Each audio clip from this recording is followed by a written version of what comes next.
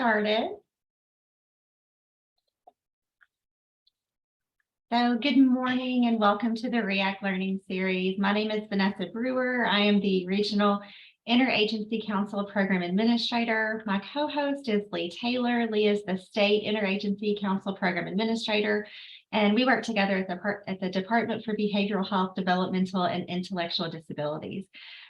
Our presentation today is titled Using System of Care 5 Funds. We're going to hear from some peers around the state on how they've done that. We have several speakers with us today. Some are included in the geographic catchment areas of the System of Care 5 grant and Cohorts 1 and 2, and others that have applied for and received System of Care 5 partner funding from the grant. And they are here to share how they've used the System of Care 5 funding to support the goals of the grant.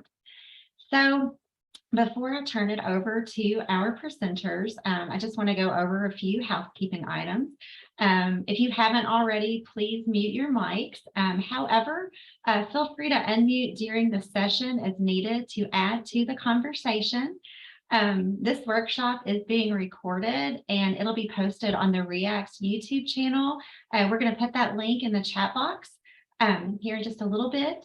You may use the chat box if you prefer to for questions and or comments. Lee and I will be monitoring that through the session. There will be a session evaluation link that will be posted in the chat box towards the end of the session. Please feel free to take a moment to complete it at that time. And as always, certificates of attendance are available by request. You can email me if you'd like to have one, and I'll put my email in the chat box here in just a little bit. So I'm going to go ahead and turn it over to our staff at the Department for Behavioral Health to give a high-level overview about the System of Care 5 funding opportunities. I had to unmute myself. Give me just a sec. Good morning. My name is Dee Dee Ward. I am the project director for the System of Care 5 grant. 5 stands for Families equals Involved, Valued, and Empowered. This is Kentucky's 5th System of Care grant awarded by SAMHSA, and this grant allows for funding infrastructure activities as well as services and supports to families and youth.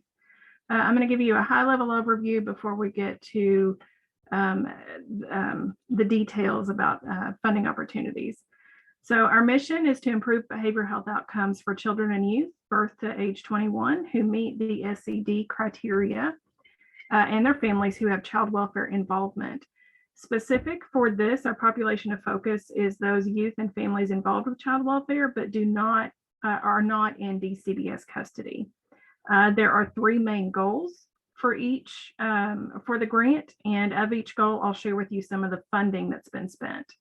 Our first goal is to enhance infrastructure among agencies involved with the System of Care. The grant contracted with the Center for Trauma in Children at UK, who provided 2 groups of Secondary Traumatic Stress Breakthrough Series Collaborative for both DCBS and CMHC statewide. Each group learned 3 overarching goals to strengthen agency practices, to respond to secondary trauma, and promote workplace wellness. The grant supported frontline DCBS staff across the state in attendance at last year's SOC Academy. We also contracted with Dr. Nifley and the Collective Care Center of Spalding University to provide a racial trauma overview to DCBS, the CMHCs, and community stakeholders. Dr. Nifley's also developed and is training a screening tool and therapy model for youth racial trauma ages 6 to 12. The grant also contracted with Dr. Brandy Kelly Pryor to complete a health equity assessment of DCBS's service provision of the Family First Prevention Services Act. The second goal of the grant is to improve access to and availability of mental health services for the population of focus. Through 3 rounds of the Notice of Funding Opportunities, 8 agencies were able to expand or implement a combination of 4 targeted high need services. Those were high fidelity wraparound, intensive in-home, 24/7 mobile crisis, and respite. Kentucky Partnership for Families and Children was able to expand their regional support centers into all 4 regions of our DCBS or of our geographical locations in the state. The grant provided training of the evidence-based practice, managing and adapting practices, MAP, to 28 clinicians across the state representing every CMHC. And then funding was provided to 9 CMHCs in our geographical location to prioritize services to the population of focus. Our third goal is all about promoting and sustaining the voice of youth and families with child welfare involvement at all levels of the system of care. And we can't do this work without the support and involvement from KPFC, Kentucky Partnership for Families and Children. The grant's been able to support SEAC's implementation of the Lived Experience Authentically Driven in Kentucky group. We have staff to the grant, and housed with KPFC are the Family Leadership Coordinator, Youth Leadership Coordinator, and a Training Coordinator. The Family and Youth Leadership Coordinators developed a presentation called Holding Hope that assists participants in understanding the feelings and emotions of families and youth who are involved in the child welfare system. It was presented to over 3,000 child welfare staff, as well as other stakeholders across the state. Funding was also provided to support family and youth attendance at the System of Care Academy in 2021. And the grant's family engagement and family leadership coordinators also facilitate virtual monthly conversations for the RIAC parent and youth representatives. Today's conversation is specific to funding for RIACs, as well as the partner funding opportunities. We began service expansion with 2 DCBS regions, which included 4 CMHCs in 2020, and then added 2 more DCBS regions and 5 CMHCs the summer of 21. Each of the RIACs received $5,000 per year to spend on a project to our population of focus. I want to introduce Maxine Reed, the Cumberland Regional Implementation Specialist for the grant. She's been a huge part in ensuring the RIACs utilize their funds, as well as all things related to the partner funding requests. Thank you. The RIAC funding, like Dee Dee said, each RIAC in the cohort received that $5,000 for them to be able to utilize in the first 3 years. The money was targeting our population of focus, which was the DCBS involvement and trying to keep those children at home. Each RIAC had at least one action component addressing our population of focus. We were really excited with the work that they did. They came up with a lot of good different opportunities. So we're going to have several people talk about how they utilize that funding. One of the pieces I just wanted to highlight was with the RIAC. Of course, you all know, you all come together, talk about the issues and look at what's going on. So whenever that partner funding piece was there, we're trying to increase the children's involvement and access to mental health. And so it was really interesting how they did it across the state. So one of the first presenters we have is Abby Freeman, and she'll talk about how they walked through that process in her region. Good morning, everybody. I'm Abby Freeman. I am the RIAC chair for the Barren River RIAC. I'm also the high fidelity wraparound supervisor, and I hope my internet stays up. We have had pouring down rain all morning, so I'm at a different location just because it took longer to get to town. So, but with the RIAC, with the money that we received, some of the things that we were looking at, the first thing, I kind of have them backwards on my PowerPoint, but we wanted to increase awareness of services and supports that the system of care provided, like Dee Dee talked about, the high fidelity wraparound, mobile crisis, intensive in-home, and respite. And so we wanted to be able to increase those in the area for frontline workers and other RIAC systems of care. So we wanted to provide them with tools so that they know what was available in the community, because as one agency, it was several agencies that came together that were providing the various services. And so, and then we also, our goal was anti-truancy campaign to promote increased awareness on the importance of school attendance and why kids should attend school. And so that was the 2 areas that we have, the goals we have been working on. Ways in which we decided what funds were needed. We looked in the area in which SOC 5 was being utilized, high fidelity wraparound, intensive in-home respite, and mobile crisis, and how we could push that out and figure out how we can get those families that fell in the SOC 5 area, how we could get the services that they need in order to keep the children in the community. And so we thought that was really important. And then what other areas of need do we have in the community? And that was truancy was increasing out-of-home placements in our area. We were one of the highest, one of our counties was one of the highest in the state of kids being placed in foster care due to truancy because they were not going through the court system. And so that's what we decided how our focus was. So the SOC 5 grant for services to keep families together in their home. Again, the high fidelity wraparound intensive in-home respite mobile. We created some community cards that were given out to all community members to provide them with easy accessible numbers. And these were given throughout all 10 counties. They were specific to each county. And so that's the front and back, it's a little blurry, but it's the front and back of cards. But we put just general information on one side, and then the other side was specific to that community, what was available. It originated giving them to police officers as they went out on calls and realized that families and people needed them. And so then we expanded it to everybody. And so schools have them, DCBS has them, courts have them. They're just everywhere in the community. And even though the grant has ended, we continue to have these cards and provide these cards and give those out.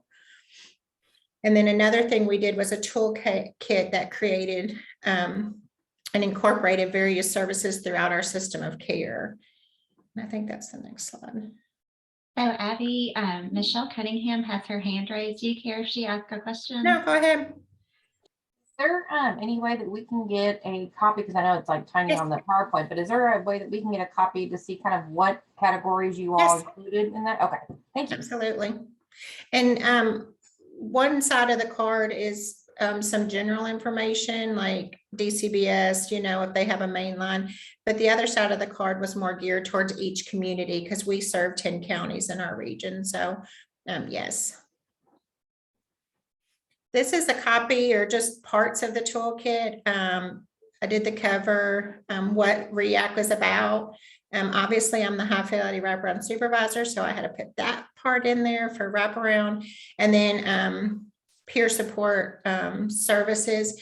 But it's a whole booklet of just various how to deal with kids in crisis. We had the intensive in-home from Bellwood is in there. If it's a resource in the community and it's a toolkit and a service, then it is in this booklet, and this is handed out to everybody. Anyone we can get their hands on it, we give that out, and we continue to do that. I was actually in Ann's office yesterday taking pictures of stuff and boxes and boxes of these. And so we're just excited that we're able to continue to push that out. Truancy, we created an anti-truancy campaign for Barren River. Yes, I can send the toolkit as well.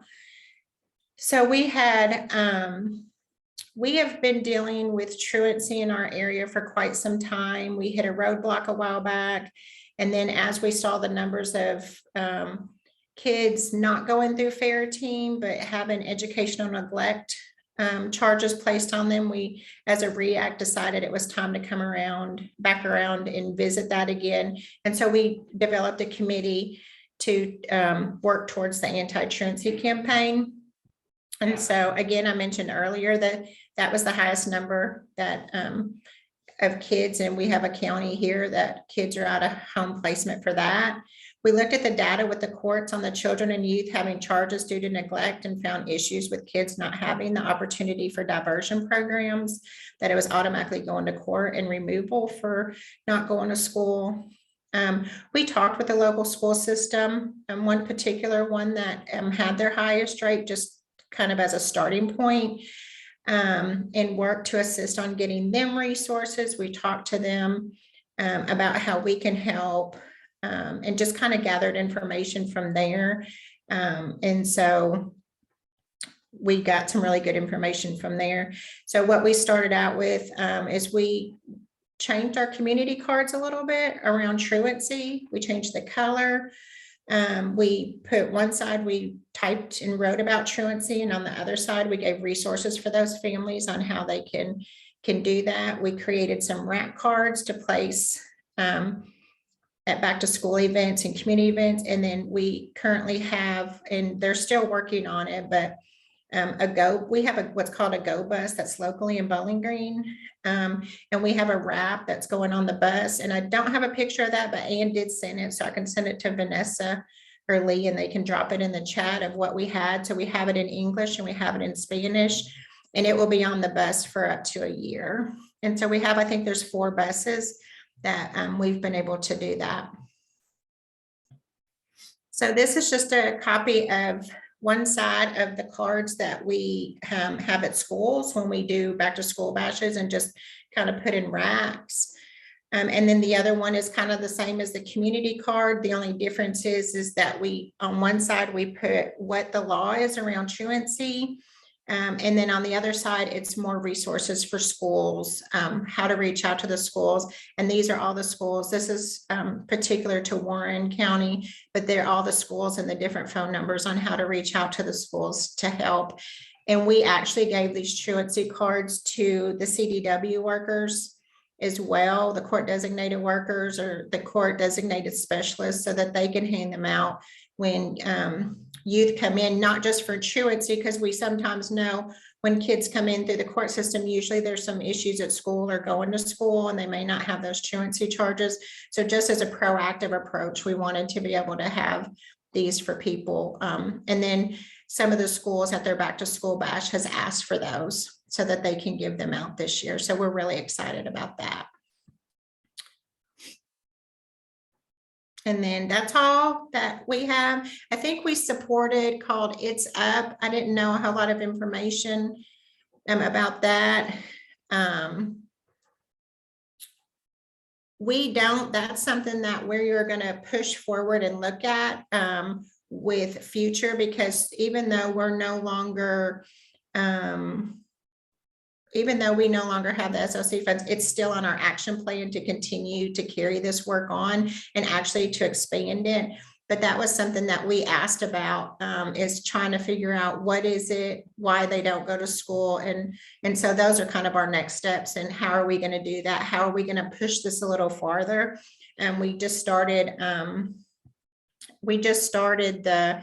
as more of a proactive approach, because again, we've tried this in one of our communities and we got a lot of kickback. So we took a break for a little while. And so now we are working with like the PBIS teams and stuff like that. We've had on our committee that they've asked us if we wanted to be like part of their team. And we're kind of trying to go at a different approach on why kids aren't going to school. How can we help them? And so that's kind of probably will be our next steps. Oh yes, PBIS is the Positive Behavior Intervention Supports. And so they have different teams throughout schools here. And so we've kind of tried to find a different avenue to try to gather the information we need in order to help kids. So yeah, we continue to do the work. Life skills on the bus wrap, it was a little more expensive than we thought. So life skills was kind of our in-kind that helped pick up the difference on that, so that we can continue it for the next year. So it will be for this school year.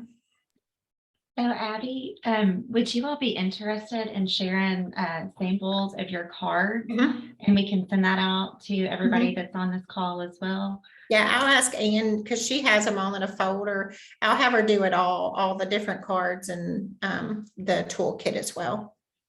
Thank you. Oh, you've got another question in the chat box. So what resources did you all use to print the materials to hand out? We used our funding to do that, and then we have a local person that we work with, and she was really great. I think on the one card, the RIAC card was different because the lady that we normally use and she is just wonderful. Like, she makes it look pretty and sends it to us, and then we approve it. But she was affected by the tornado, so she had to take a break for a little while, but I think she's back, but she's in this area. But she was just great.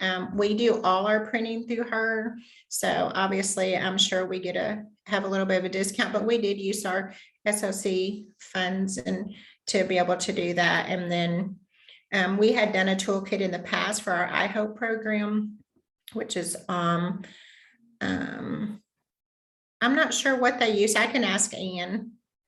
She designed it, that lady, she designed it all. But we had our iHope program, first episode psychosis, they kind of had a toolkit. So we took a couple things from there, and then we built on with the SOC 5 area, what our RIAC in our system of care, and just kind of built on that for the toolkit. And it's several pages. Like I only took like 3 pages out, but I know Vanessa and them have seen it, and it's a good size booklet, and it has like life skills in all the areas. It has the state level. I mean, it just has a little bit of everything. So it's a pretty cool resource to have.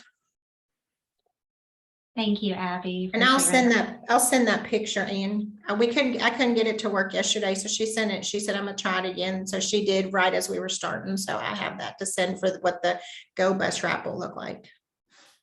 Thank you, Abby. I'm going to go ahead and turn it over to Liz Moreland. She is with the Bluegrass West RIAC and part of cohort 2 of the grant. Thanks, Vanessa, and hi, everybody. Happy Friday. So we are actually, we're our West RIAC, 3 of our counties. We have 7 counties total in our West RIAC. Vanessa, if you want to go to the next screen, please. But we only have 3 of the counties that fall under the cohort 2. Those are Anderson, Franklin, and Woodford counties. And as Maxine and Dee Dee had mentioned earlier, we also received the $5,000 for our RIAC. So in identifying the needs for the project ideas, prior to the pandemic, we had completed some focus groups. I know many of you all probably heard me mention this before in other meetings, that we met with both youth and their parents, and we had 2 separate focus groups. But amazingly, even though they were done separately, they had so much of the so many similar ideas and recommendations and things like that.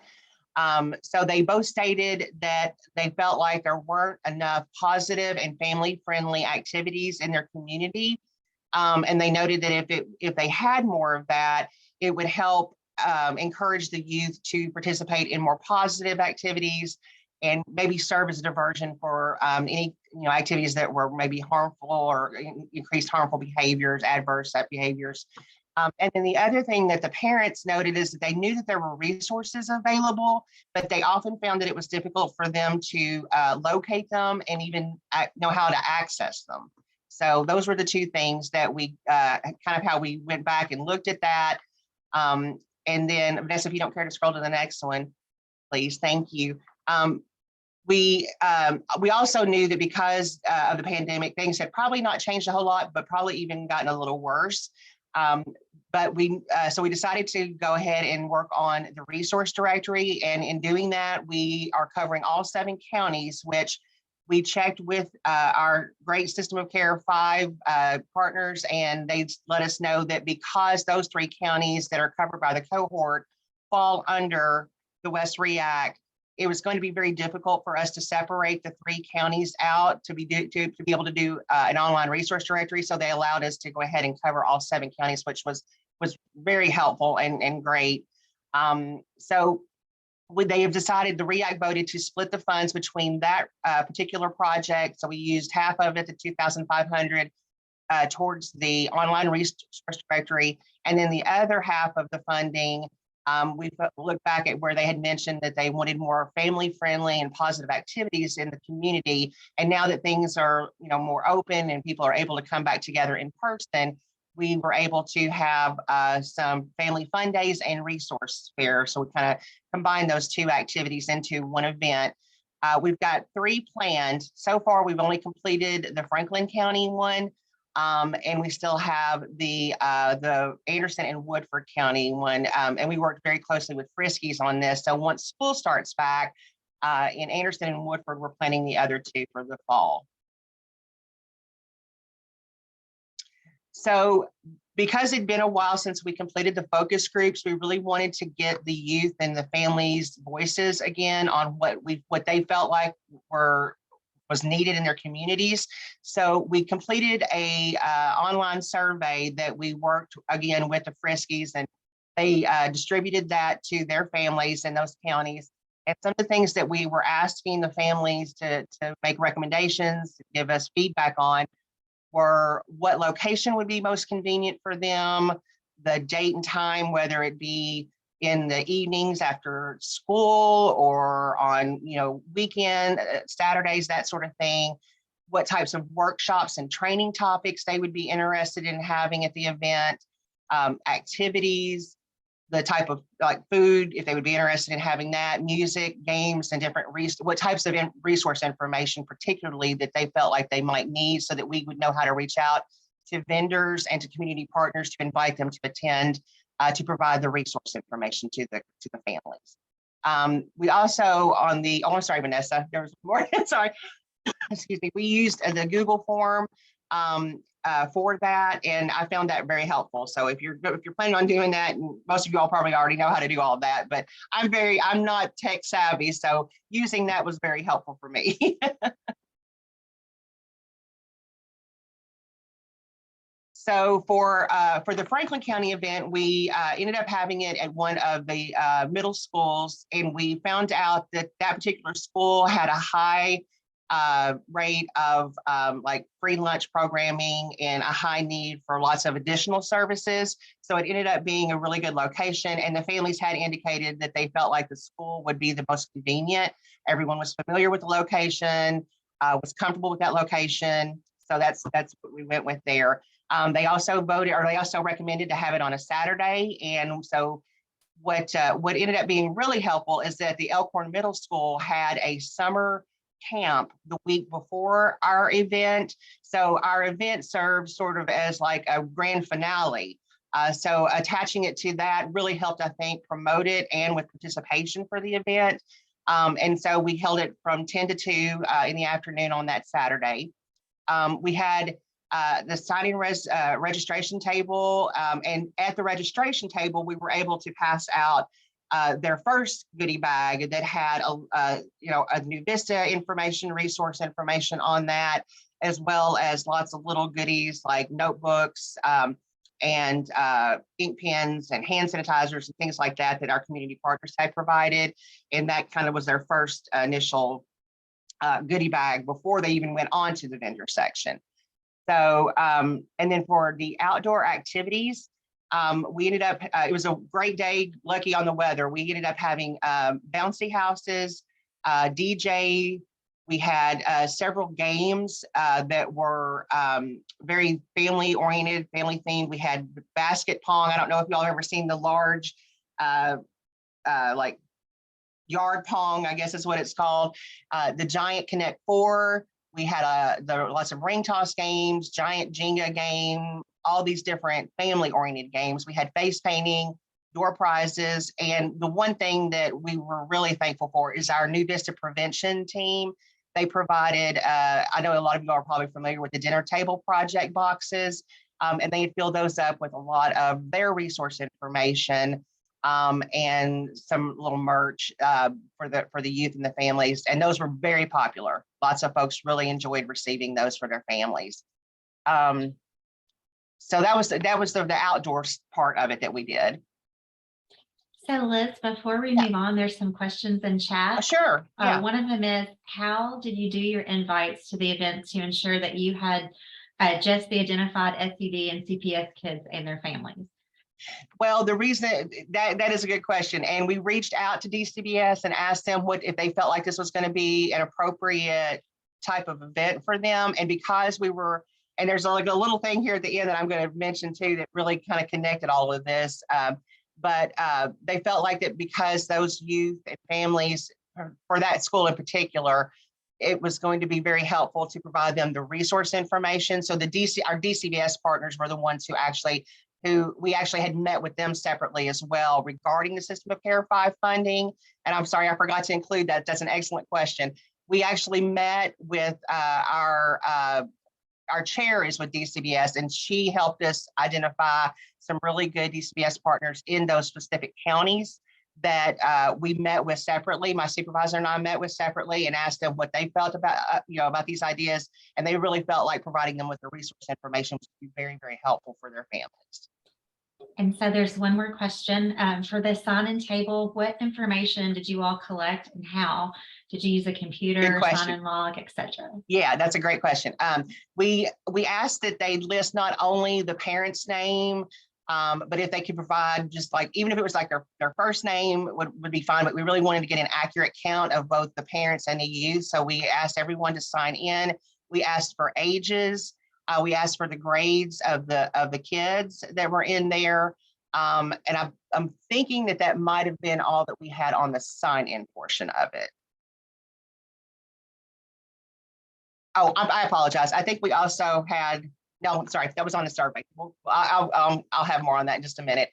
So the indoor activities that we had were, we had asked them again on the survey, the family survey, what types of workshops, topics, issues they felt like would be helpful to have some of our community partners come in and provide some information on, answer any questions that they might have.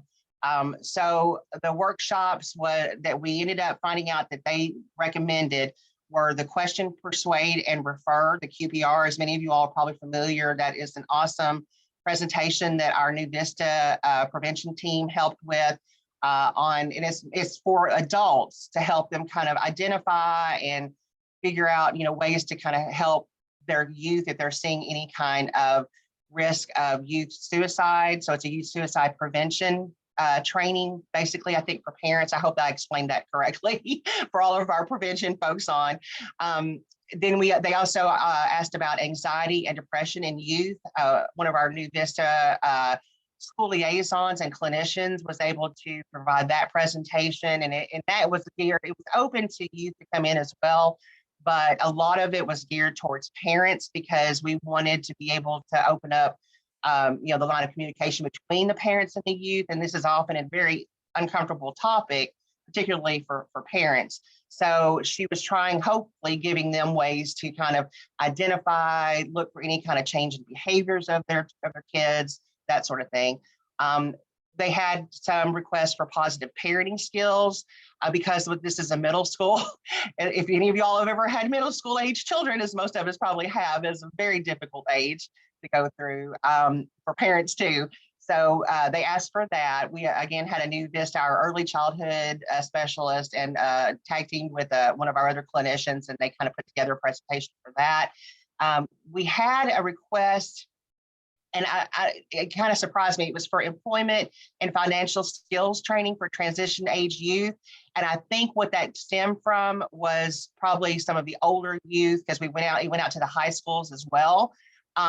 But we ended up, so if this particular one, we didn't have a lot of transition age youth because it's a middle school, but I still think it was helpful to have this, and we've got it now prepared for when we do the follow-up or next events. Hopefully we'll be able to do some high school youth as well who might be in that transition age stage. And we were able to partner with both Kentucky Spin and KPFC. Their wonderful staff on both of those family organizations were able to be there. And then KPFC, he sort of handled the general population, and then Kentucky Spin was able to put together a presentation for any transition age youth with any identified disabilities that might be helpful for them. Oh, 2 more minutes, sorry, okay. So the other things that we had were the substance use prevention and self-care. We did workshops. Those are the folks who helped us with the workshops with New Vista, our prevention team, KPFC, and Kentucky Spin. We also had a youth activities room that I think was the most popular, where they did arts and crafts, and it stayed full the entire time. They did a large mural with mental health themes for the kids, and we donated that to the school to put up for when the school year starts. They made homemade stress sticks and fidget toys, things like that. We were able to use the funding from some of our previous Department for Behavioral Health funds for the food, because as you all know, the System of Care 5 grant, you can't use that for any type of food or things like that, but we did have some funding left over from the DBH grant.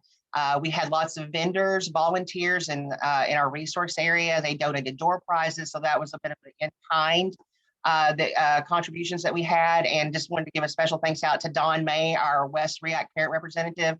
She was so helpful and worked so hard for this event, as well as our System of Care 5 partners. All of our managed care organizations had representatives there. It was we actually had some local political representatives came by, ASAP board members, and the sheriff and police department came by, the Ridge, and then we had a Franklin County Women's Shelter was there as well. So the evaluation, we did a QR code handout. The participants, we ended up having 102. Unfortunately, we only had 5 folks. The handouts were included in the goodie bag. And we let them know that it was in there. But of those 5, I was thankful to get some feedback on it. It was all 100% female that responded on the evaluation. The race of the responders, it was 80% Caucasian, 20% Asian. And then the ages of the responders ranged from 29 to 47. We had asked if their information, the resource information was helpful. They all said yes. The workshops, they said that they found those helpful. We had not as many participate as we would like, but we've kind of talked about how we might do that in the future.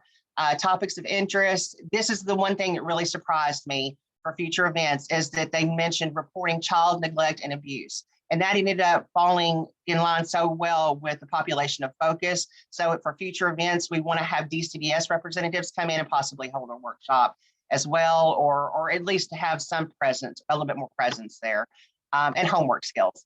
They 100% said that they would, yes, attend similar events in the future.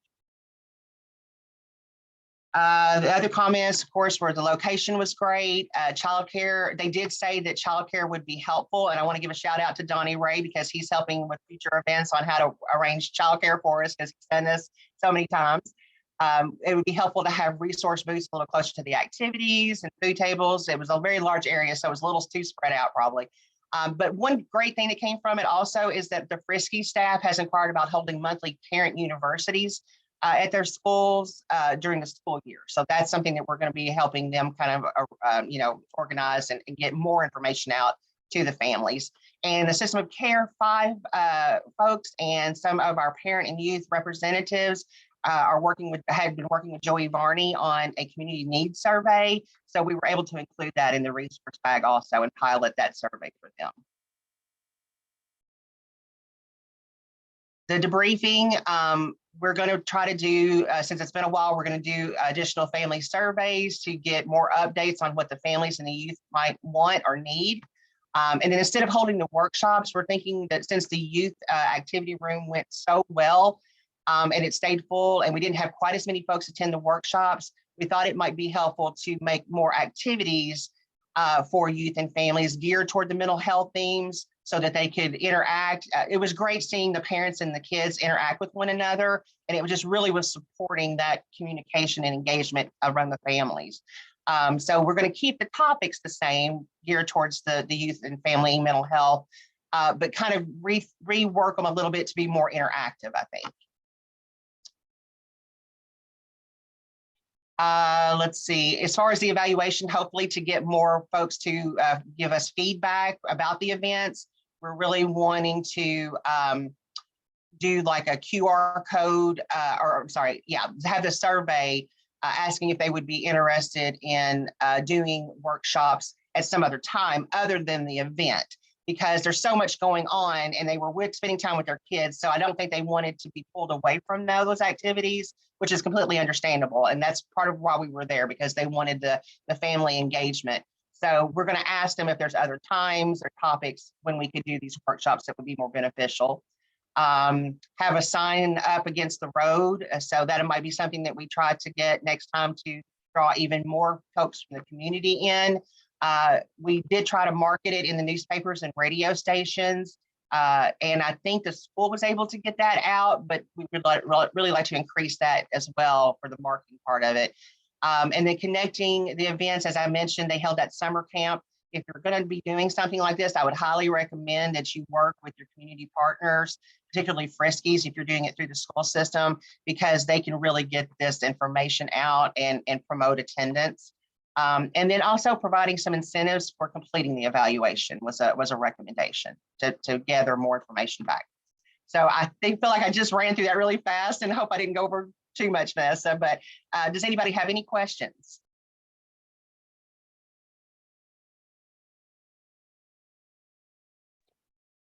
Okay, great. Well, thank you all so much for letting me share that with you. Thank you, Liz. I'm going to turn it over to Marsha Beckham. She is with the Pennyroyal RIAC. She is the RIAC chair and the parent rep on that RIAC. Hello, I'm Marsha Beckham and I'm the chairperson. Me and Serena Eldridge has been working with our partners and doing the System Care 5. We done resource booths. We also done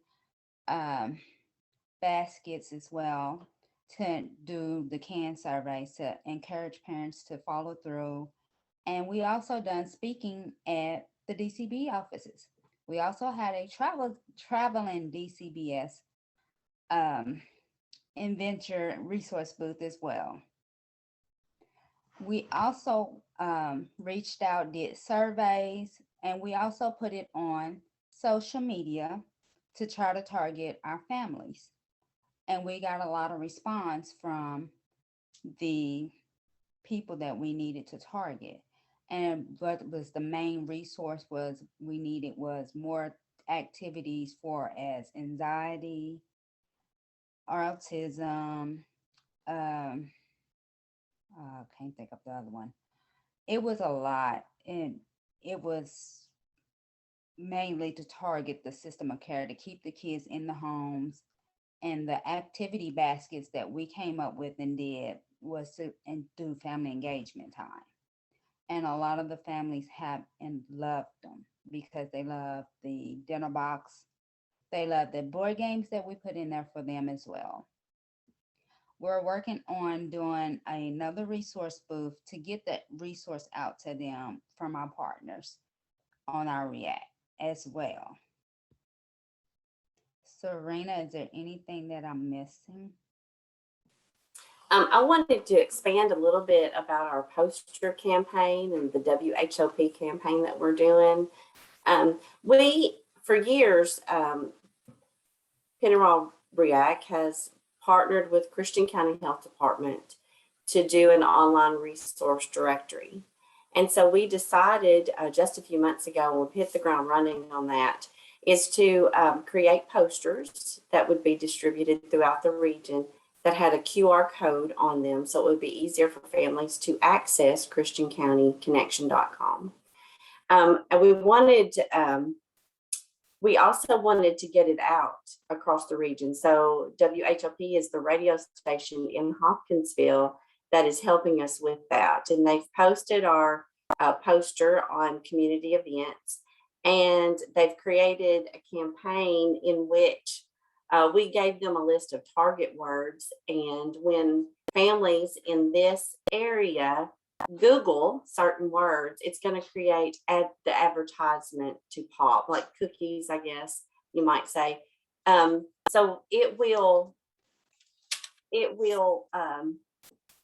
the advertising part is the poster, and everything that we have going with Christian County Connection will come up in ads. So we're really excited about that. It just started, so we don't have any information on it, but people are beginning to see it because I've gotten some information that it's out there. So it is working. They're going to be able to run some data, some analytical information, so that we're going to know the population, the people that saw it, and actually have some numbers. So we're excited, but it just started July 25th. And we just received our posters, and we're going to get those distributed this month. We have yard posters that are going to be at the bus stops.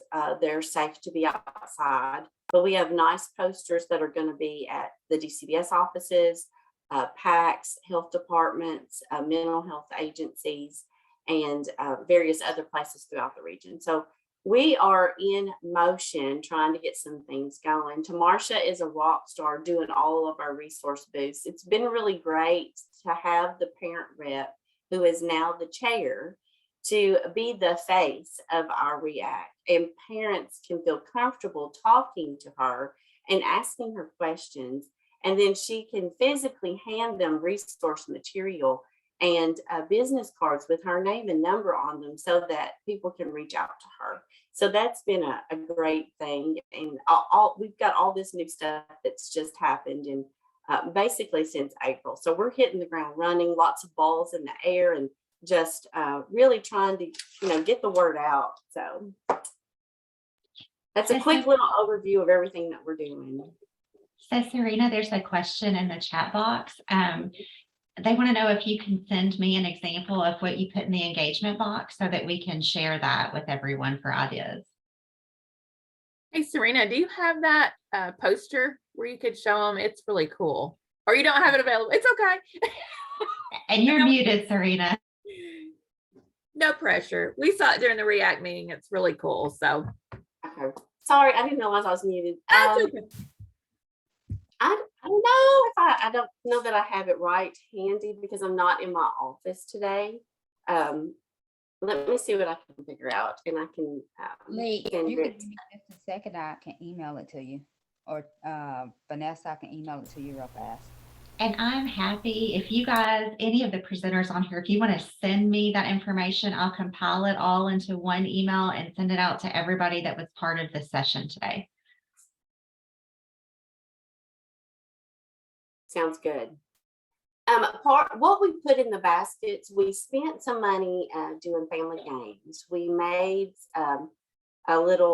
we made chore sticks with a list of possible chores and a marker so that families can make their own chore sticks.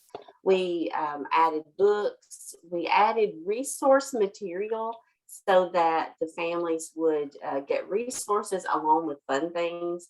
I'm telling you, our prevention group is a rock star. They provide us with all kinds of wonderful information and things to put in our engagement baskets. It was full. Our MCOs gave us lots of goodies. So the baskets, to answer that question about the baskets, it's a lot of random things and no basket looks exactly alike, but it is, it's fun and it's engaging for the families. Thank you all. I am going to turn it back over to Maxine. She is going to talk to us a little bit about the System of Care 5 partner funding opportunities that are available through the department. Okay, thank you. So what it is was a opportunity for our community partners to apply for some of the money like the RIACs had. The average amount was $5,000. I went across the state doing this. It was available statewide to any community partner around the table and to any RIAC that was not part of the cohorts 1 or 2.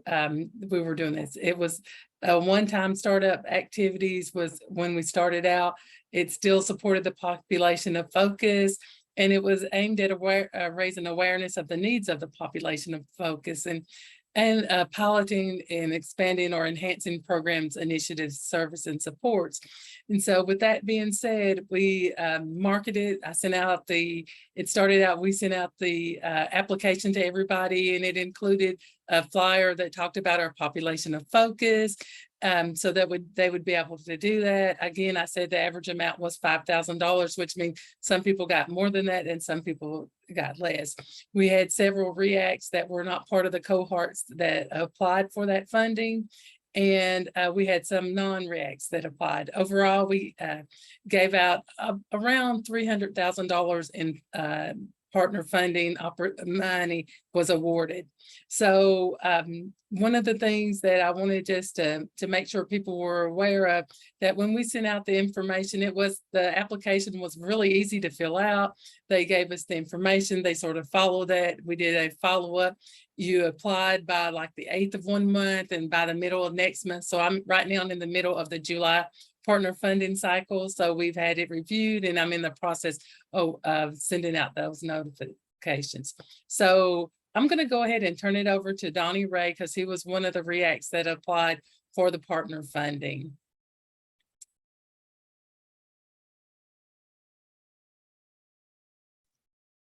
Thank you, Maxine. I'm having some mouse and computer troubles today.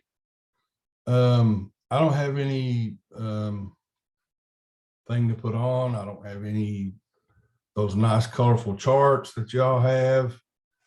So I'm just going to tell you the questions, answer the questions that we had, and the way we came about ours. We had tackled some other things in the past couple of years with COVID related items and some other things, suicide awareness. So we kind of sent an email out after our one particular month of RIAC meeting, and then we had a subcommittee. So we said we'd follow up with the next RIAC. So we did. We wanted to know what people wanted to try to write the grant for. Well, the people that were there, the people that responded was overwhelming. So the Floyd County school district got involved with their folks. Cinda Francis, she's not here, but she could tell you a little more about the specific in ordering these items that we needed for the sensory integration rooms and kits. And that's what we did. We had several subcommittee meetings. They told us what we needed. We did, and I said, look, I want things that they're going to not be outdated. I want to get something for the next 5 years or whatever. So we did that. They were a little more expensive. And then by the time we got around to getting a price, they were a little more than we expected, but that's what we did. They were able to make some corners in some of the rooms, the sensory corners, certain sections in the hallways they were able to make, and they had all these items, which may have been the most rewarding grant we wrote, as far as I'm concerned. So, and everybody found out about it. And then they wanted on board. They wanted to, we wanted to write a grant. So we want to get involved. We want to do the same thing. We have the same issues. And I said, well, we'll have to wait.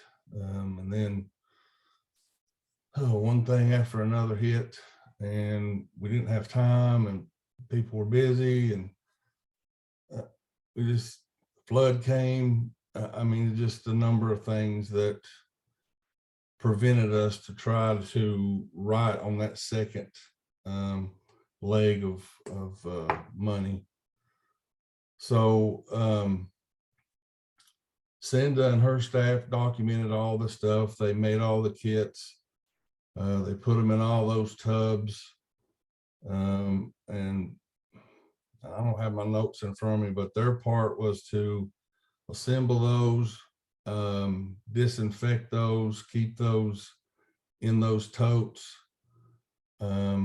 for each one of the students to use when they went to that room.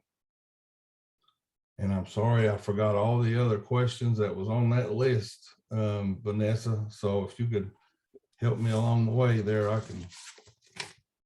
You are fine, and I think you've answered most of them. The questions that we had on there was how the agency determined the need, an overview of the project, who it was intended for, who we wanted it to impact, how the agencies got the stakeholders on board, if there were any in-kind donations, and a summary and evaluation, which I know you won't have that information just yet because they haven't really had time to use it. But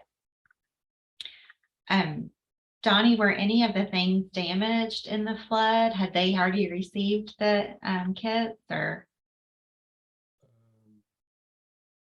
No, Cinda, I ran into her somewhere, and she said that her staff, she and her staff assembled all those and got them together, prepared them for this year. I hope none of them got in the flood, but who knows? I haven't talked to her since, but I have a lot of places to go. I gotta actually deliver food right now at 11:30 to one of the homeless shelters.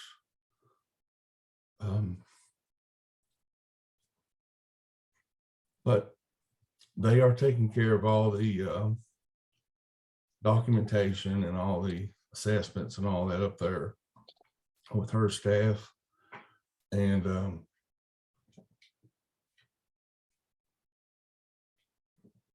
Donnie Ray, yeah, we love you. And we are here to support you.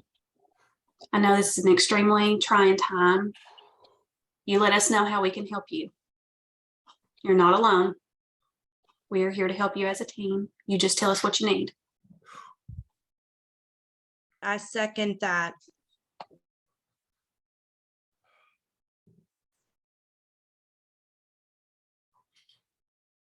Donnie, you're awesome, buddy. And we got your back.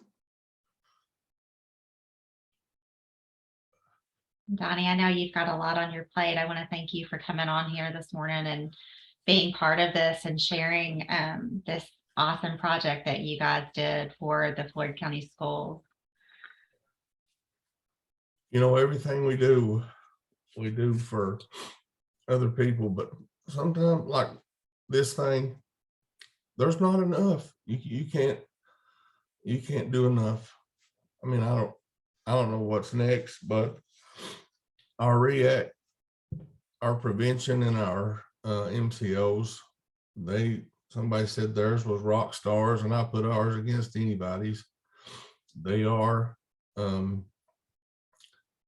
Mary Robinson called me the day after the flood and said, let's do it. Whatever you want to do, get the team together and let's do it.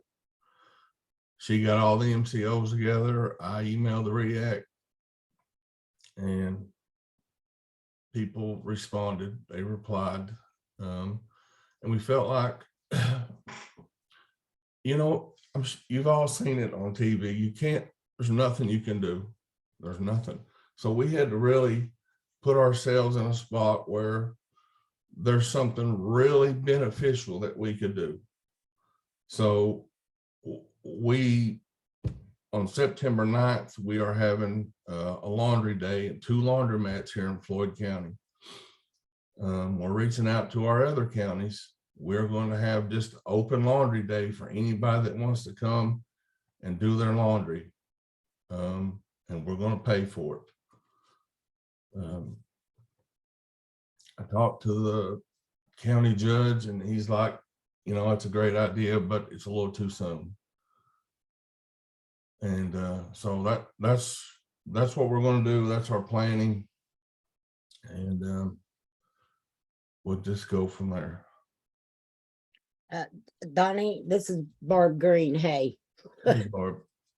So I just want to say that KPFC has peer support center staff over in those areas too. And you know, fortunately, none of them have lost a bed to sleep in, which is a godsend. And you know, but they're also trying to do some stuff over there. And we met this morning, and one of the things that we made a decision about was people are sending stuff, and right now some of the drop off sites are saying they have so much stuff that they can't even handle having anything right now. And so we're really trying to coordinate our efforts to come a little bit later when a lot of other things are pulling away, because we know that happens. And then, yes, Amy's one of our folks. She is a rock star. You're right. And we're going to have our peer support folks actually are going to go in person and hang out maybe at some of these places.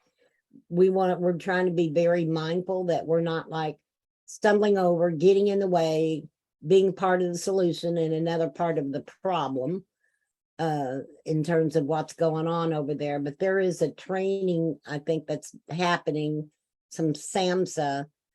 And I just want to put it out there because it's called Just in Time. It's about an hour long. Some of you may have already heard about it. I can put it in the chat, but it's to prepare people to go over there and really be part of the solution and be okay themselves. So there may be other things going on too, but that's one of the things. And as we move over there a little bit later, we'd love to kind of coordinate with you to see what you need. We're sending somebody to Knott County, but you know, we want to be coordinated and we don't want to be just somebody else bringing in the Band-Aid and moving away.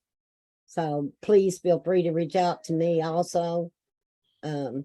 And know that we're going to have some folks coming that way. You tell us, we need you to tell us what makes sense because you all are on the ground.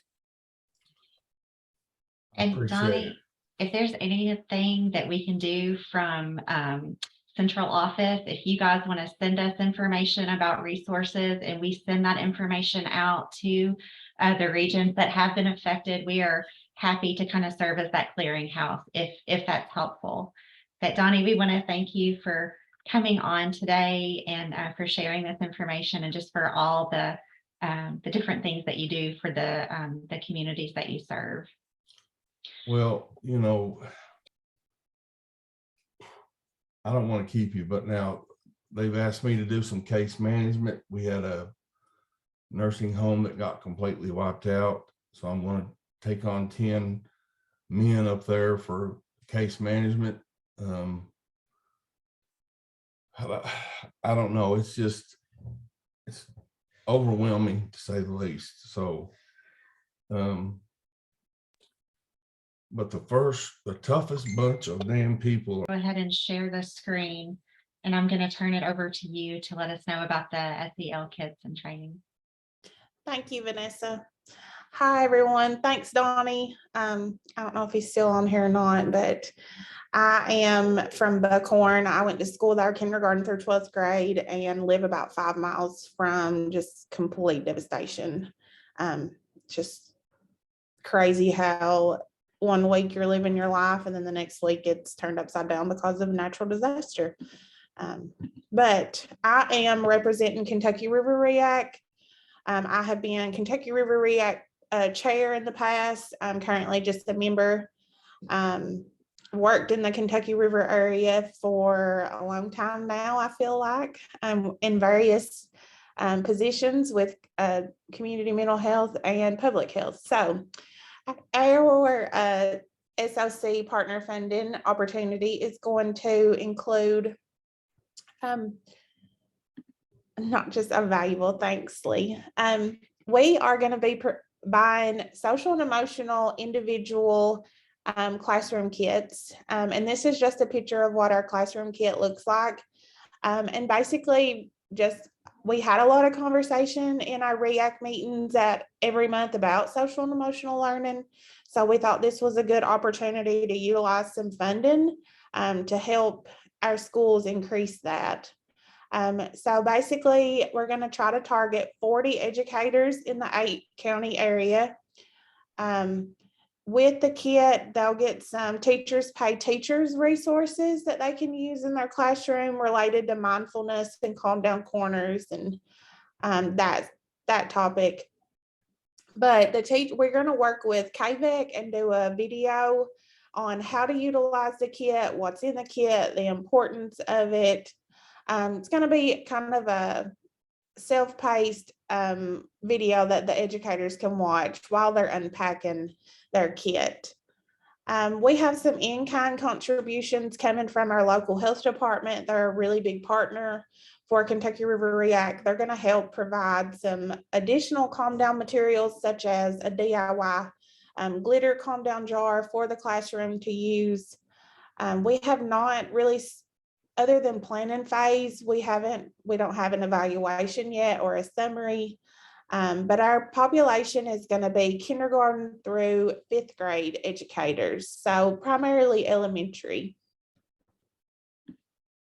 I know mine's short and brief today. Our RIAC is also struggling and we didn't meet this past month just because of a lot of vacations.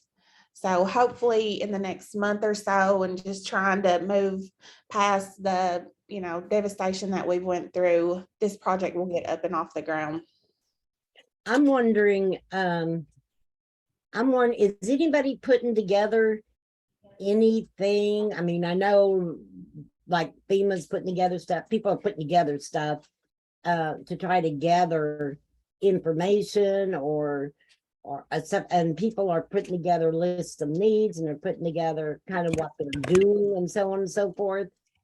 But above and beyond that big picture, is there anything that needs to be or might be being put together around how we move on from here in terms of how we're helping the Eastern Kentucky folks and the Western Kentucky folks who are still reeling over there too? So I just wonder if there's some grand scheme of something that's happening that's gonna allow all of us with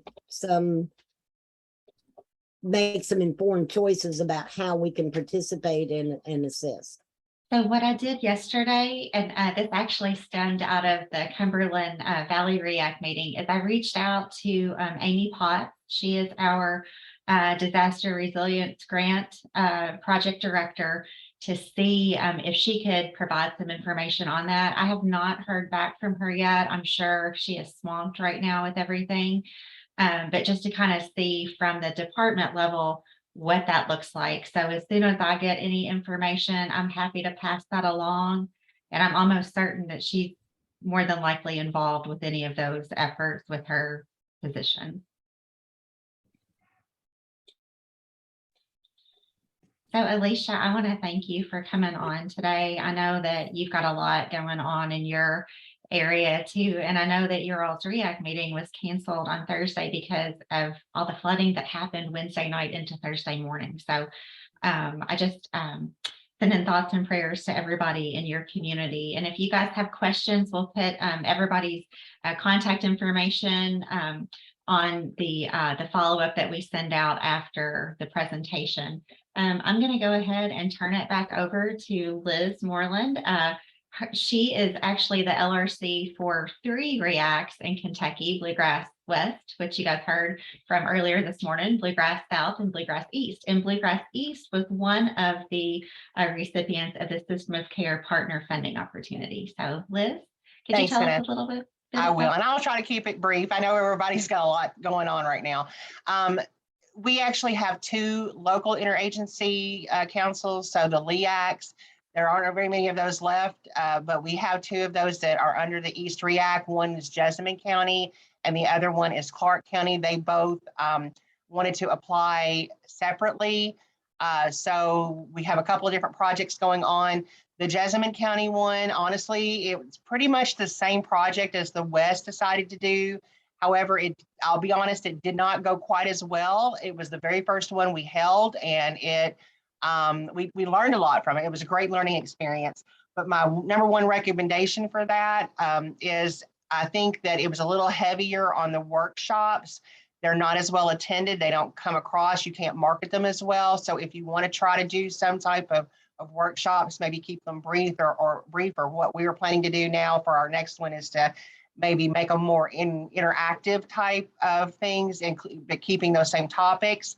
And also, please check the community calendars with your community partners, because we found out later that it was both prom on that date for that county, and they were doing a Ukrainian fundraiser, which was awesome, but we were up against, a couple of different community events that I think really affected the attendance for that one. So yeah, that's the one thing I learned from that. It was a big learning experience for the community events. And then the Clark County, we talked with the Friskies folks who serve kind of on our RIAC, and one of the middle schools there, we're just getting started with some sources of strength. As you all probably have heard of that, it's the very positive youth-led youth suicide prevention type programming, evidence-based. So they asked if we could apply for the LEAC could apply for some funding like that, and we could support any of the sources of strength activities that the youth wanted to do. And what that ended up turning into was that the youth who are on some of the peer leaders, the youth peer leaders, started attending our LEAC meetings. So through Zoom, so that we had not just, one youth representative, we had a bunch of youth on there, which was very helpful. And we let them know that it was the money was for them, that they needed to decide how they wanted to spend that. They of course had the adult advisors on there with them to make sure that it was going in the right directions. So far, they have done a mural that is based on like the color scheme for the strength wheel on that they're all working on together and putting up in the school. They had donuts with dear ones. So they invited all of the people in their lives who were going to, that would, like, was a source of strength for them to come for breakfast. We couldn't do anything with the donuts. The school and the Friskies took care of that, but we helped with some of the supplies on that part of it. And then the big thing that they're going to be working on when school starts back is the middle school. The Sources of Strength group are going to start a mentoring program for the elementary kids. So they're going to be going from the middle school into the elementary schools and serving as mentors themselves for the younger kids, which I think is just amazing. So when school starts back, we're going to be meeting with them again and talking a little bit more about that particular program and what that's going to entail and how we can support them in that project. So that's kind of how we've been working with this, the funding from the System Care 5 on those two LEACs. Thank you, Thank you all. Liz. I'm going to turn it back over to Maxine. We are going to talk about some System of Care partner funding opportunities for our non-RIAC awardees. Thank you. We did the non-RIAC partner funding. What we did is we asked everybody at the RIAC to share the information and send it out. So basically, we expanded it a little bit more. It's still our same population of focus, but they could also address substance abuse if that was something that was going, as long as they were part of the DCBS, have contact with DCBS. So whenever we did that, we ended up sending that out to several. We had a lot of people apply, and we're so thankful for that.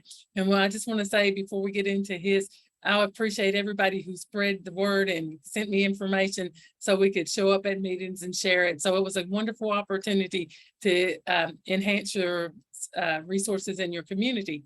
With that being said, we have DeMarcos Harris. He's going to talk about the project that he applied for. And DeMarco, I'm happy to move through your slides. You just tell me when.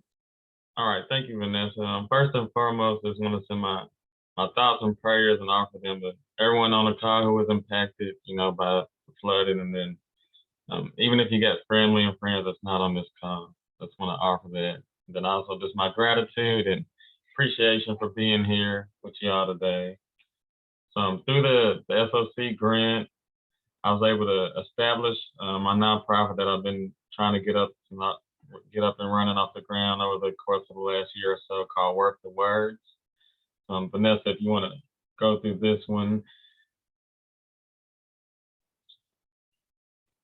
We are located in Louisville. Jefferson County is our target population. So what we do, we utilize music technology and other creative mediums to just help youth, at-risk youth or underrepresented youth process trauma while also learning skills in the process. We do this, I piloted this summer with 2 organizations that's not JCPS, but I've been at open houses and a few other events during the city. So hope to partner with some JCPS schools soon to either offer this after school or somehow, do workshops during the day, during their school days. Some of the workshops and residencies include music production, which is seen in this picture. The kids were working on beats and just learning how software works, how to expand their creativity with sounds and things such as that. But I also have experience with poetry and podcasting and songwriting. The need was just addressed So I currently still work at a nonprofit as well myself, full time. So in my past capacity there, I identified the need for like youth that's in like the child and welfare system or like residential centers, that lack of access to creative mediums or that normalcy that kids at regular schools or, more affluent parts of the community in Louisville may have access to. Now, we're all aware of like the budget cuts and stuff that's going on currently through the schools.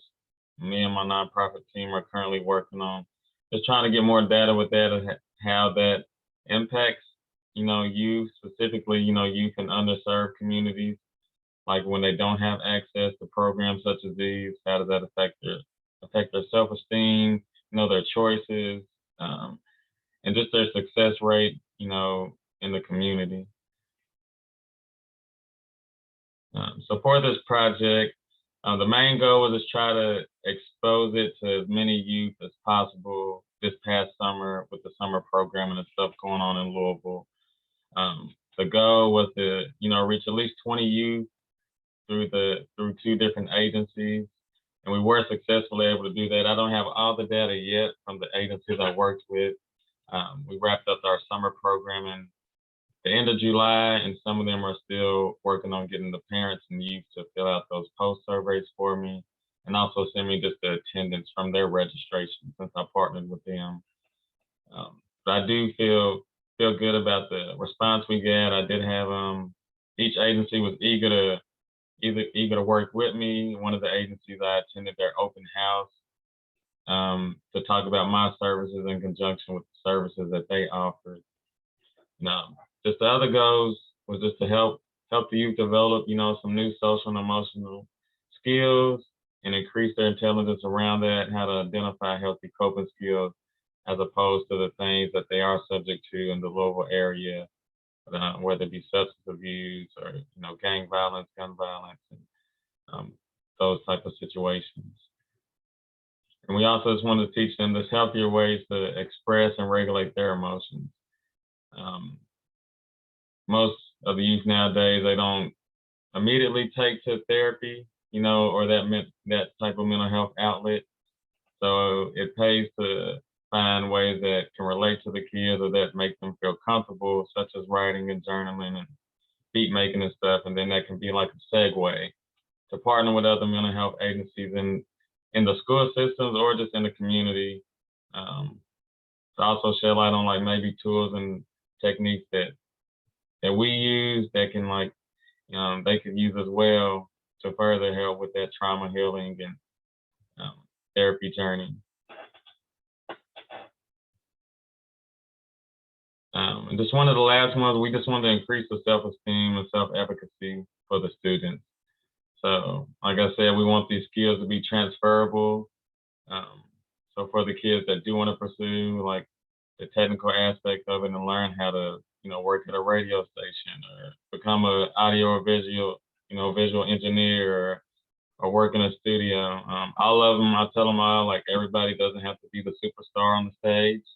Those people that work with like the Beyoncés and Adele and stuff, they are just as valuable and, have just as much fun and still get to enjoy it, keep their privacy for one, but still get to, meet these good people or travel the world and do different things.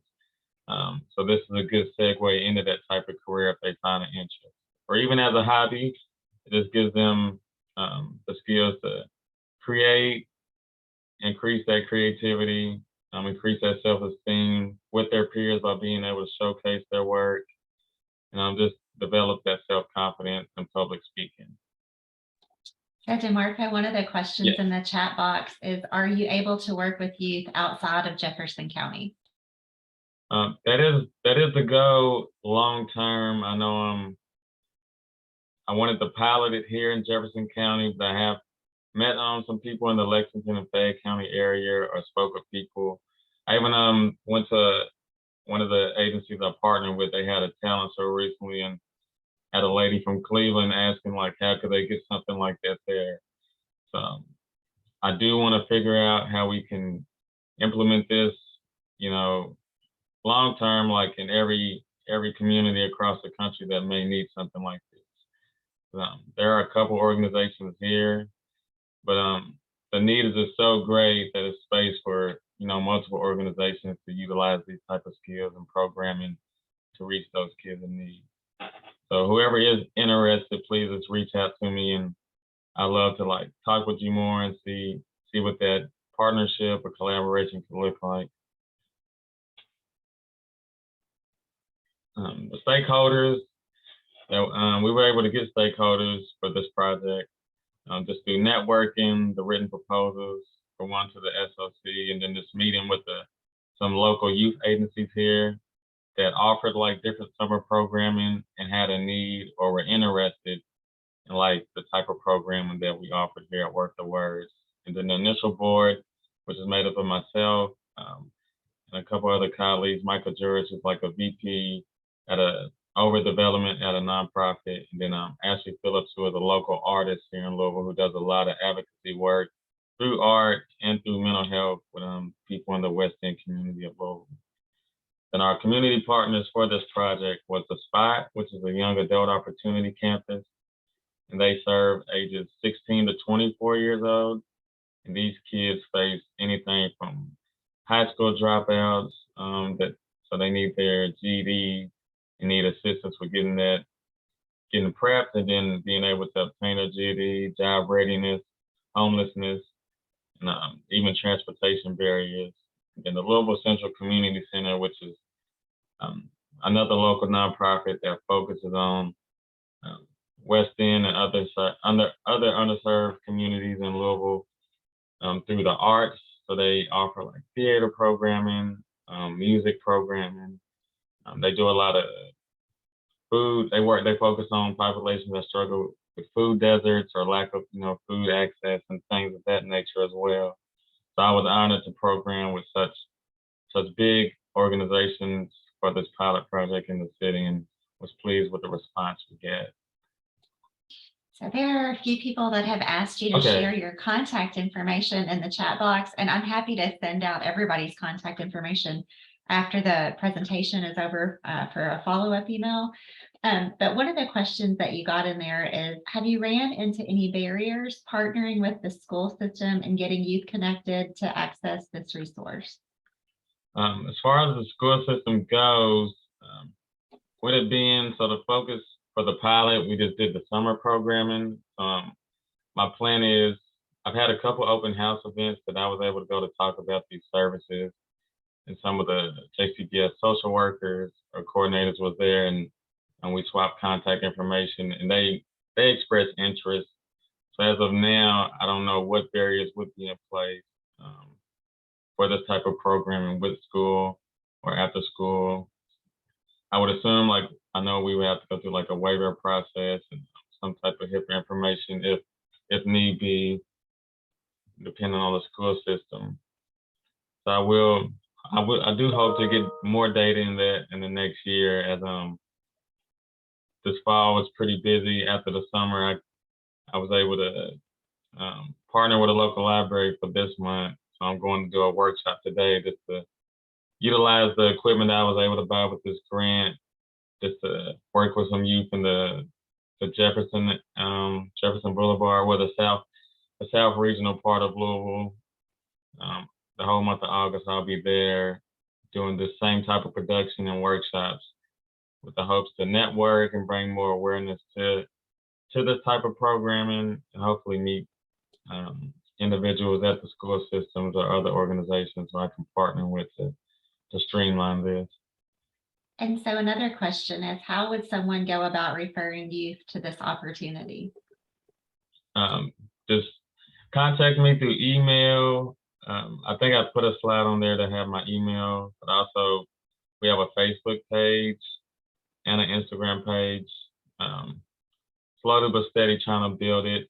So that'll be the easiest way, just to go through that, and I can share the upcoming, definitely share the August library residency that we have going right now, and then any future events or anything that we have in Louisville or that we can partner and bring to surrounding counties. I do want this to be accessible.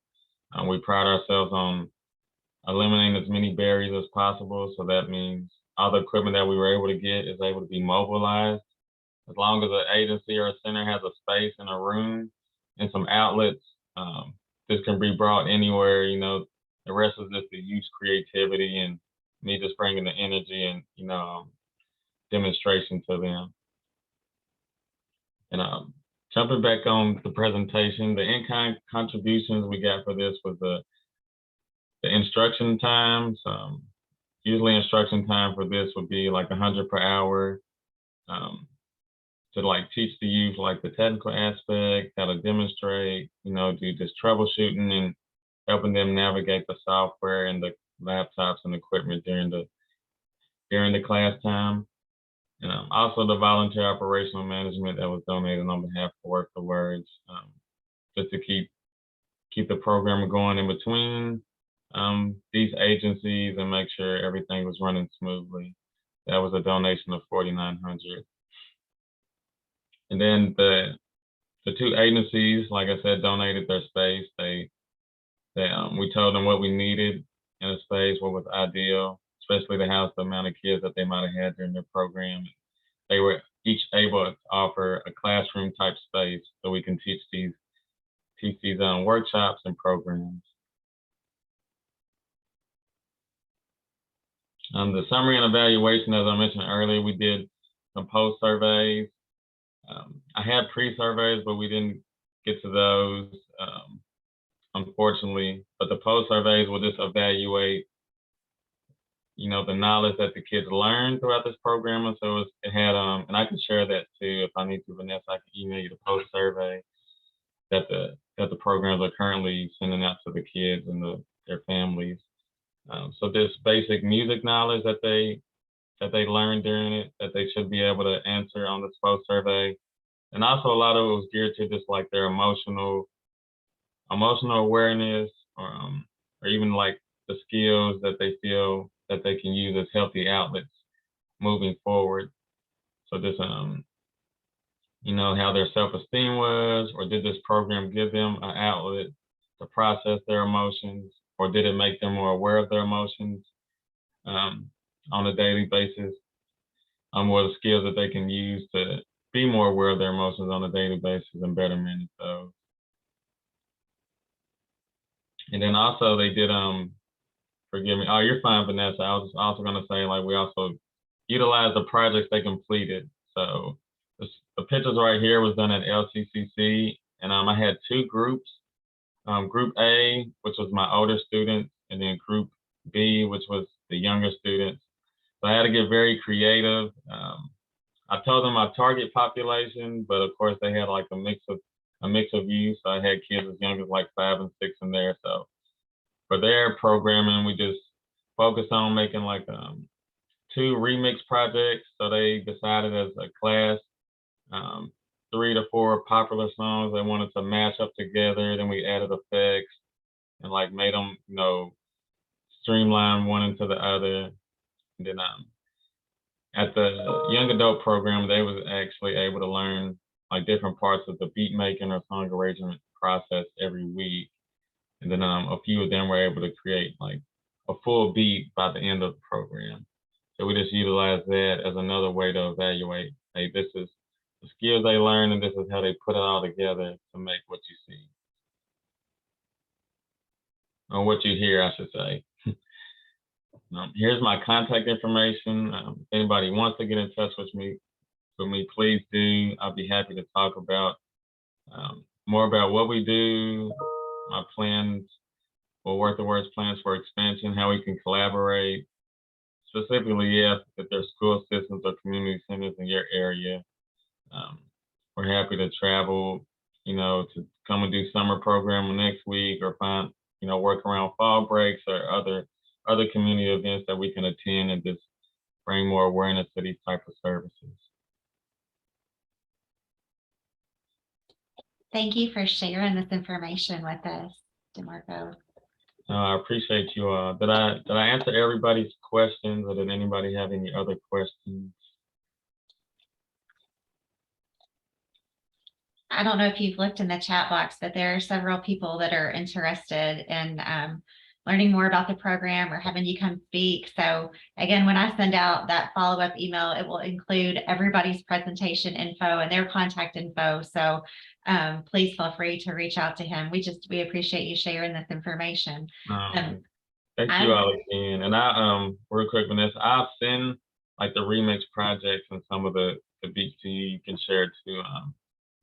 Most of them were just like a minute and a half, 2 minutes, but y'all can kind of hear like how it came out, or like, just imagine what those day-to-day projects was like with a lot of kids in there, and they had to focus. Another skill I left there was just the team building and collaboration, because when it's a group of 2 or 3 or more kids trying to work on a project, it also teaches them like, hey, how can we compromise? How can we all still get something that we want, but still learn how to, respect each other's opinions for one, but work together to make a project.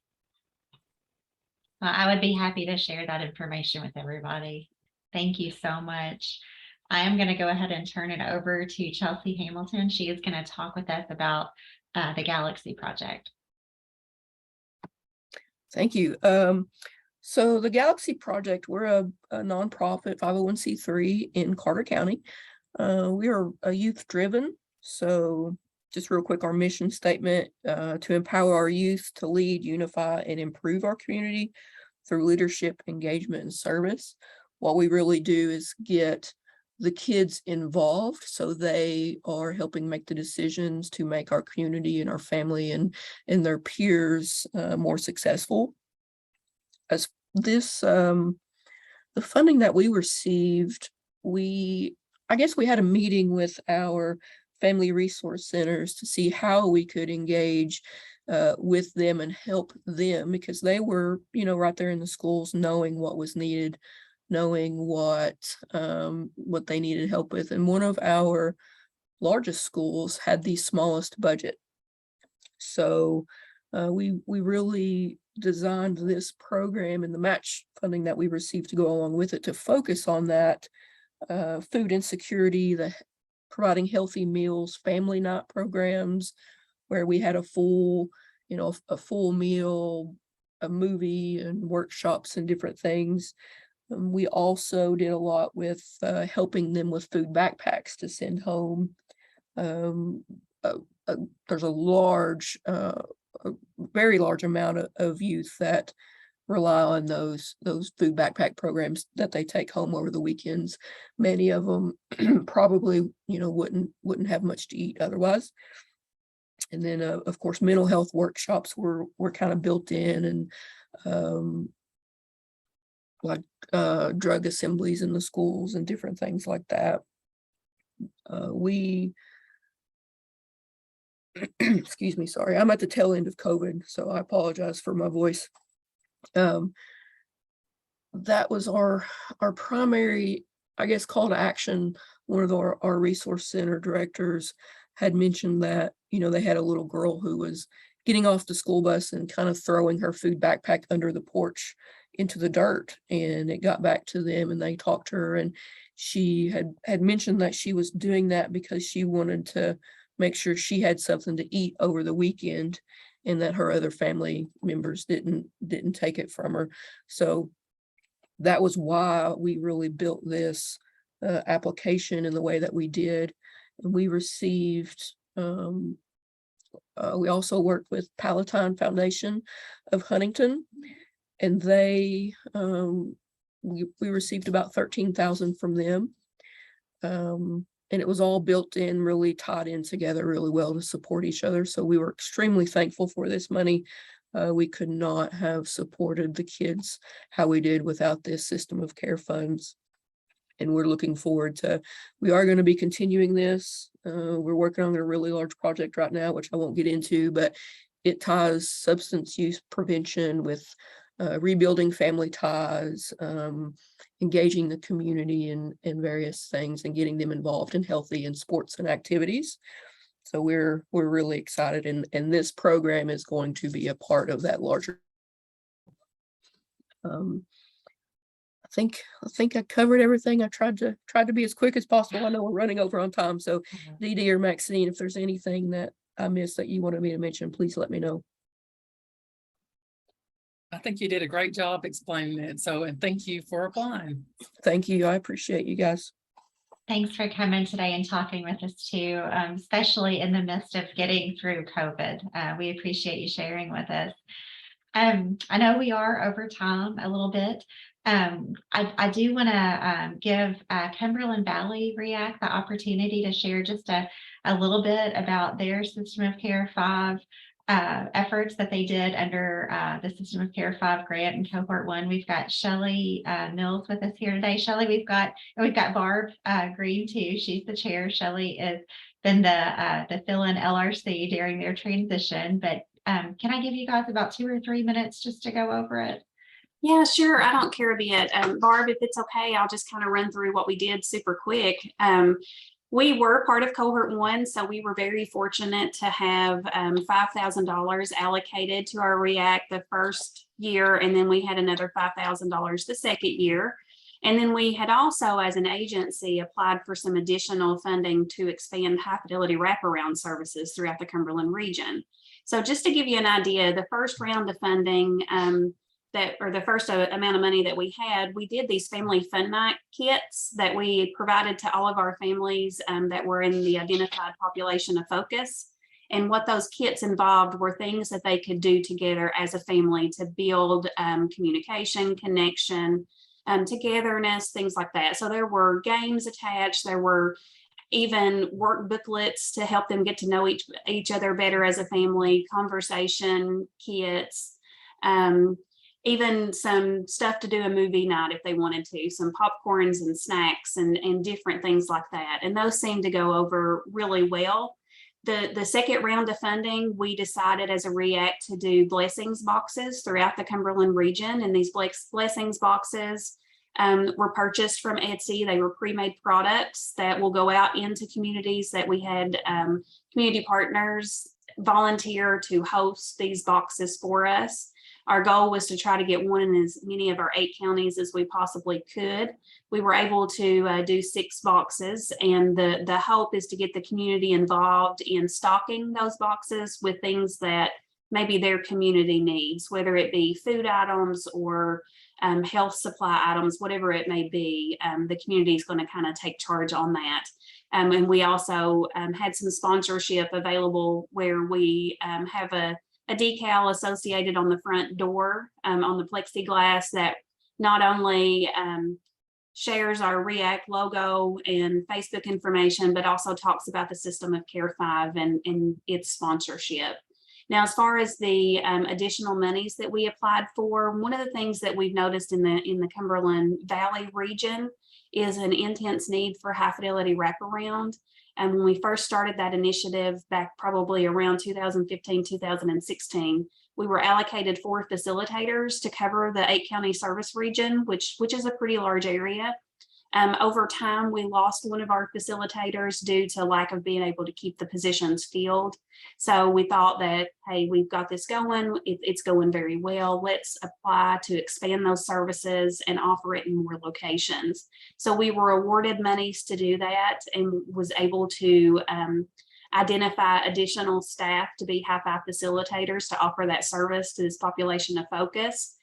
With that being said, we are having issues keeping them staffed. We've got 2 traditional high five facilitators and then 2 regular System of Care 5 facilitators, and still have some vacancies to fill, I think 2 additional. So that's kind of what we've done in a very quick summative.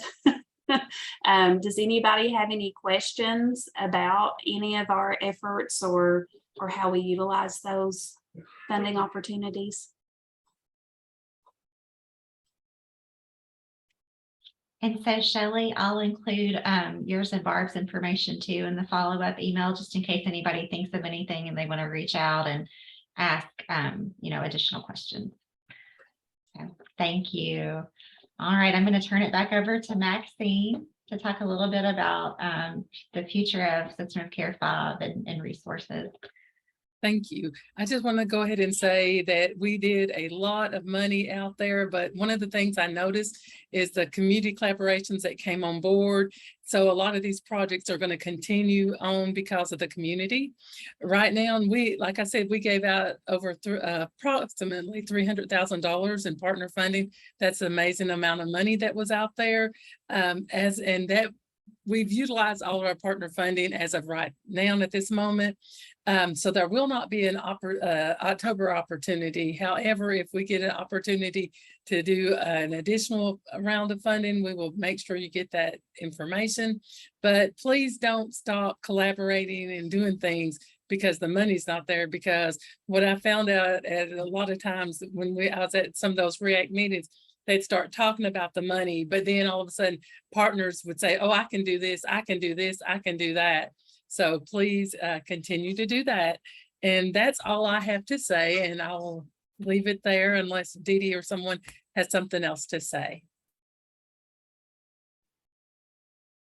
I think you're right, Maxine. We do have 1 year left in the grant, but we have, thanks to Maxine and all of her hard work and the work of the community, we've spent all the funds we've had to date. So stay tuned. We're trying to see what we can do. Well, does anyone have any questions? I know that we had a lot of information shared in a very short amount of time today. And I just want to thank everybody for coming on, and not just for coming on, but for sticking with us. It's rare that we go over time on our RIAC Learning Series session, but I'm glad that you guys were able to hang in there to hear all of the information. Again, I will send a follow-up email. It will probably come out later on this afternoon. It will include all of the presenters' contact information. And if you sent me a PowerPoint, of course, I put it all in one one PowerPoint to be able to seamlessly share the slides. But if everybody's okay, I'll share that information too, just so you'll have that as well. Oh, we have a. Oh, I'm sorry, I just have one question, and just checking. So the funding opportunity that was being put out for October, that's gone, right? So, okay, good, because we got it on our agenda at RIAC. So I was like, okay, so Shelley, we need to take that off our agenda because that's not there. Not that what we were planning on doing was dependent on that. So, but I just wanted to be clear.